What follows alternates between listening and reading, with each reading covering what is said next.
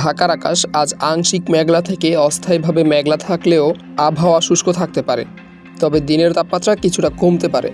শনিবার ৬ জুন বাংলাদেশ আবহাওয়া অধিদপ্তরের ঝড় সতর্কীকরণ কেন্দ্র থেকে প্রকাশিত ঢাকা ও পার্শ্ববর্তী এলাকার জন্য সকাল ৭টা থেকে পরবর্তী ৬ ঘন্টার জন্য দেওয়া পূর্বাভাসে এসব তথ্য জানানো হয়েছে।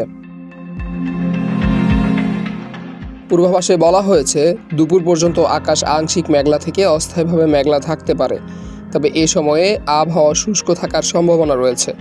একই সঙ্গে দক্ষিণ অথবা দক্ষিণ পূর্ব দিক থেকে ঘন্টায় 10 থেকে 15 কিলোমিটার বেগে বাতাস প্রবাহিত হতে পারে।